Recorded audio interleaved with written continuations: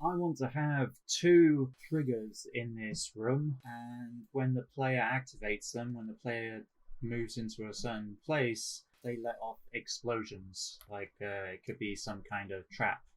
So, for example, whoa, there we go. I have one explosion right there, which I'm triggering by moving forward there. But there's another one over here. The problem is that I don't know how big the trigger ranges are, because I don't want both explosions to go off at the same time. I want them to go off independently and make it impossible for the player to set them off at the same time. So the true triggers have to be separate. So the issue is how to see how big the clip model boxes are of the triggers. And that's what I'm going to go through in this tutorial.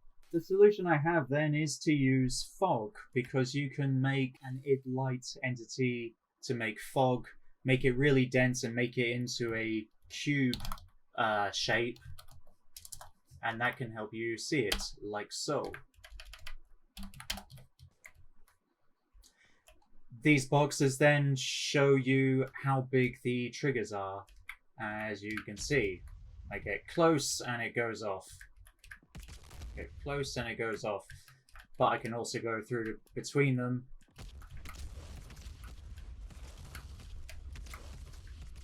And it sets them off like that, and it works on the Z as well. It should work. I think you could basically see it works. Okay then, so how to make this kind of fog.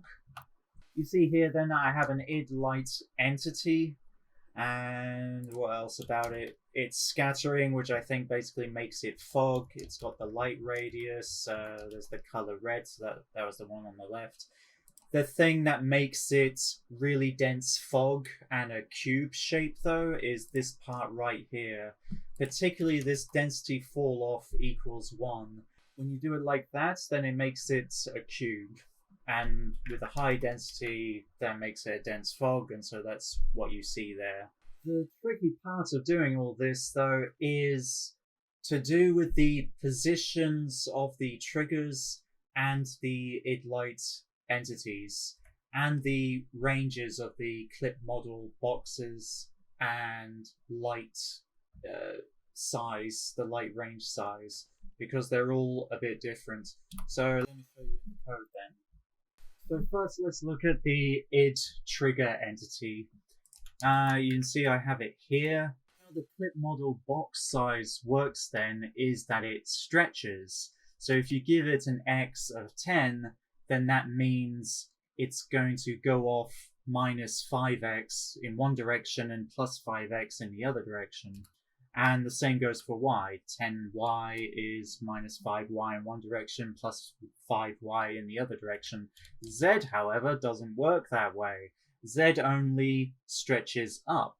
So if you have 10z, then that means it will go 10 steps up and nothing down.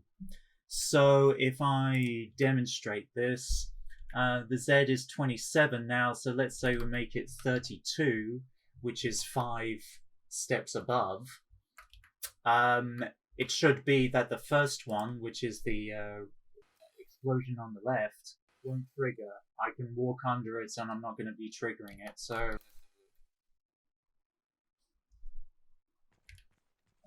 Yep, not triggering. But I should be able to trigger it if I jump high enough. Nope. Oh my god, still not. Wow! Oh, bloody hell. Okay, there we go. Yeah, so that's how that works. I mean, you know, I can show you, here's the light, and say we go to the trigger position. Now I'm at the trigger position. Where are we exactly then? You can see I am basically in the middle of the fog, but when I go into the fog, even jumping up, it's not triggering it. That's because the Z is stretching up vertically and not expanding. Like if I drop down here, the explosion's going to go off much earlier. See, it went off before I got into the fog box. So if we now look at the light entity, we look at the light radius, this works differently. All of the variables stretch. You know, if I had x 10, then that would be minus x in one direction, plus x in the other direction. Same goes for y, and same goes for z. If z 10, then that will be 5 up and 5 below. That's how that works. So if we look at trigger number 2, that's the explosion on the right instead. And the z coordinate for trigger 2 is 27. So if we gave light to the blue box, the one on the right, the same z coordinate, and we have a look. Light 2. Here's light 2, trigger 2. I go close to it, fine, it explodes, but the Z is going to be messed up. If I drop down from above, it's going to trigger too early. See, it just triggered. I haven't even touched the fog yet. You've probably noticed then that the light radius is different to the clip model box size. The formula you want to be following then is like this. So the light radius is the same size as the clip model box, but it's divided by 2. It's 50% of it. Like you see here, this is the trigger, the size is 10, and the light radius is 5 instead. What you also want to do is position your trigger 50% below where you want it to be. Where you want it to be. Okay, so to demonstrate all that, I'm gonna do it all again from scratch so you can see it's all in action. All of the code that I'm showing you here, I'll put a link to it in the description of the video as well. So, I need a trigger. One trigger test, yep, great name for a trigger. Don't need that. So let's have trigger once equals false and a wait of 1 second so it can fire multiple times so we know that it's working. Right, so that's the trigger. I need a fog. 0 fog test, yeah, great name for a fog. I'll make that 1 though. Okay, so that's all working. It'll be on by default. Alright then. And I need an explosion. Explosion, explosion. Cool. Let's make that test 1A. Okay, so I've got to position all this now. Let's say I want it about in the middle, but I also want it so the player has to jump to trigger it. I just jumped and got the position information.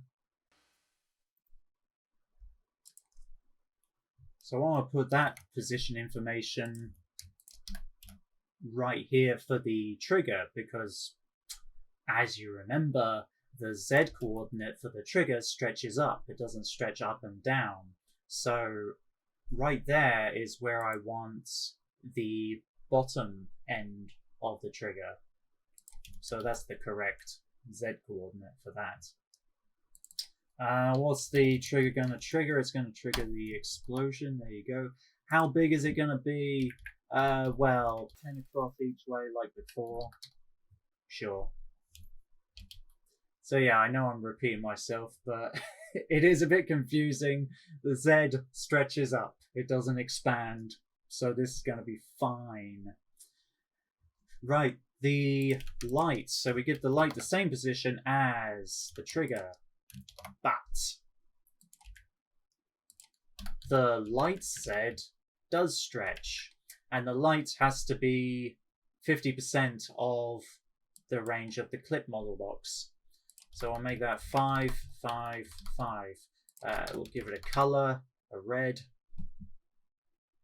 And that means because the Z stretches, that means I have to push this Z coordinate up by 5 steps, which makes it 32. Alright then. As for the explosion, I mean, whatever your trigger is doing, it doesn't really matter, it could be anywhere. I want this explosion to be in the middle of where the trigger is, so I'm giving it the same position as the trigger. Alright, that should be it.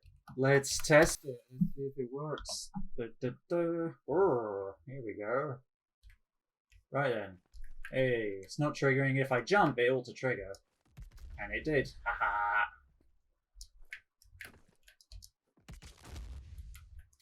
You can see the range is pretty strict. It's pretty much right on the money when you're right there.